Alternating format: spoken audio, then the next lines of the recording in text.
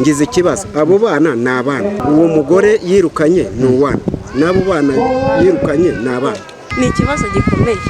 Ibi bintu byo gusezeranya hutihuti byateza amakimbirane kuko bamwe muri bo bashobora no kwicana.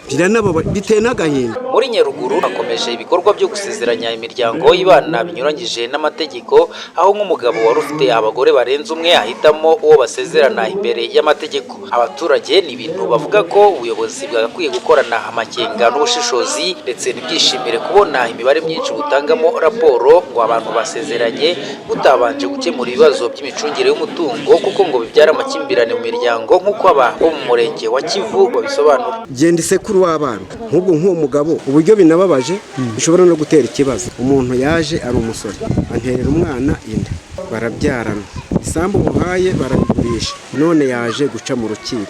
Abo bana sabe ikibazo nicyo kimwe afite.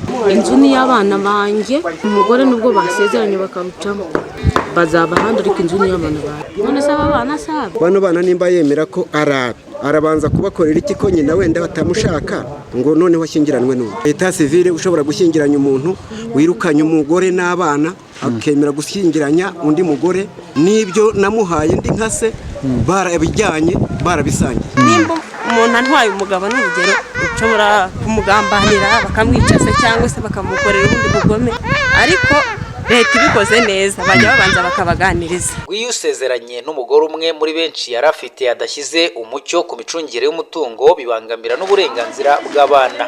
Serugo Aimable uyobora SOS mu ntara y'Amajyepfo avuga ko nk'abita ku mwana kandi bari no gufasha iyi miryango gusezerana imbere y'amategeko ngo umwana adakwiye kuzira ibyemezo byafashwe n'ababyeyi. SOS kimwe mu bikorwa ikora ni ubuvugizi bujyanye n'uburenganzira bw'umwana ku babyeyi be, kabone niyo umubyeyi we yaba yaramutaye wenda akajya gushinga urundi rugo ahandi. Dukora ubukangurambaga ku kwandikisha abana mu bitabo by'irangamimerere. Amahitamo abaraye, ariko icyo dusaba ni uko mu by'ukuri ku mpamvu iyo ari yo yose, nta mpamvu yagatumye umwana avutswa uburenganzira bwe kubera ibyemezo biba byarafashwe n'ababyeyi. Umunyamabanga nshingwabikorwa w'umurenge wa Kivu Uwimana Pierre avuga ko mu guha umucyo iki kibazo cy'abafite abagore benshi bashaka gusezeranamo n'umwe babikemura bifashishije inyigisho n'amategeko. Iyo tugiye kubasezeranya tubanza kubigisha. Hari icyo amategeko abateganya ku bantu cyane cyane baba bafite abagore benshi batarasezerana.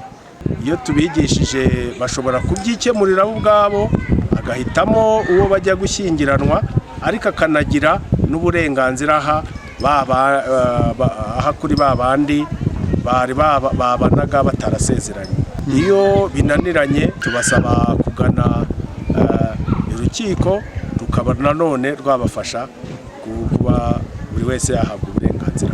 Umurenge wa Kivu habarurwa imiryango 120 bana binyuranyije n'amategeko irimo kugenda ifashwa gusezerana imbere y'amategeko. Muri uyu mwaka imiryango 42 niyo imaze gutera iyo ntambwe, indi nayo ngo iracyakomeza kwigishwa. Mu karere ka Nyaruguru nari Rukundo Emmanuel, Isango Star.